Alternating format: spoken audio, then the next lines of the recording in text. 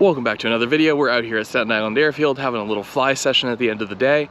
And today I wanted to dive back in once again to the action cameras because I want to revisit that DJI Action. Earlier this week, I released a one-pack cinematic video where I shot around here.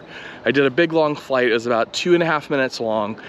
And I went through a bunch of different, somewhat challenging environments, including underneath those trees over there, in those trees over there.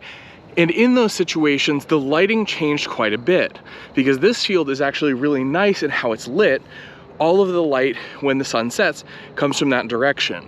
So it gives great shadows, great lighting, great color, but it can create some really challenging environments for a camera to grab images in.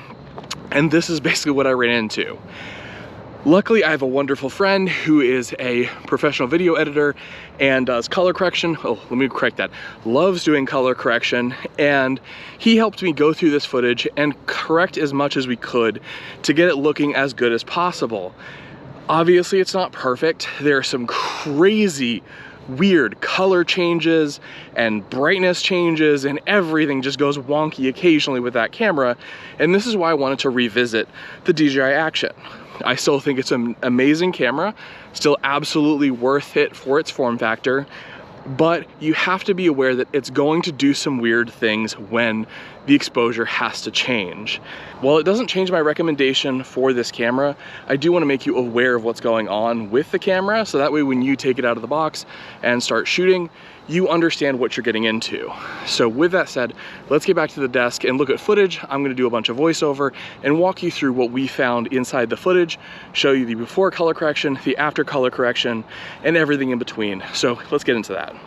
I have 4 example clips that highlight some of the issues with the DJI Action 2's exposure algorithm, starting with this first clip where I turn left with my FPV drone, changing the position of the light from right in front of the camera to behind. And if you look at the ground and the tree on the left, you're going to see it go from yellow to blue to yellow and eventually setting all on something a little bit more natural. Our goal with this color correction was really to find that more natural image throughout the entire clip. So you're going to see at the start that sky was a little overexposed, but we ended up with a more natural, consistent image throughout the entire clip. You can see here in the side-by-side, that left image is just hunting for that correct value, going up, down, all over the place, and it's really distracting because of how harsh and dramatic those color, temperature, and exposure shifts are. In clip number 2, the biggest issue we had is when I finish this dive here, you're going to see the ground go from yellow to an underexposed blue, and then back to that more natural tone. There were actually a lot more shifts in there as we slowly picked through each part of the footage. So you're going to see in this after, it's not perfect, but it is a more consistent and natural image throughout the entire clip. And that was our whole goal with all of this color correction, was to find that more natural image so the entire single pack flight looked consistent and didn't look like I was in different locations or shooting at different times, or that there were edits in the actual video. Here, there was no information in that dark tree. It is completely in silhouette and the camera just didn't capture any of that detail. We tried basically just to keep it as clean and consistent as I move through this tree and the lighting condition change. And I think we did accomplish our overall goal.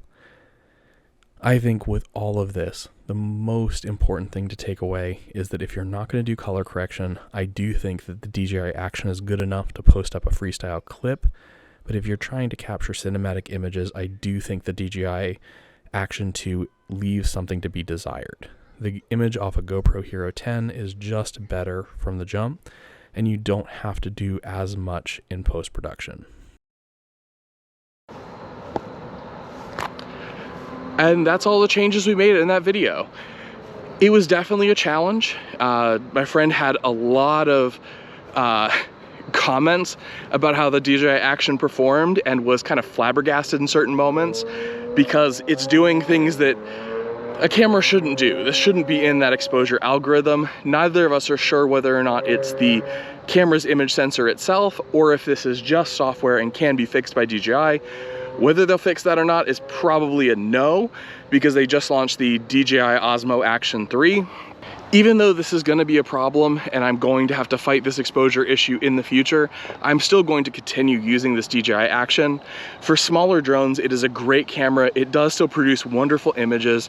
I just need to be more cognizant and aware when I'm going through changing light environments that it does stumble a little bit, and maybe that means slowing down for those sections or trying to make it a harder transition, like basically go quicker.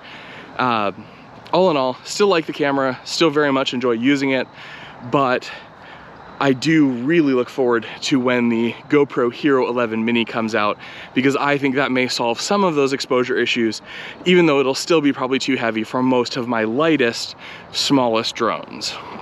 And that's all for this video. Am I making a mountain out of a molehill? Leave down in the comments what you think about this exposure issue. Is it a big deal to you? Do you personally use the DJI Action 2? Is it frustrating to you? Have you watched other content creators who use the DJI Action? And have you noticed the weird exposure issues in their videos? As always, please subscribe to this video. It helps me grow this channel. And also like the video because it helps me in the algorithm. Also, down below, I have links to all the gear that I use to fly my FPV drones.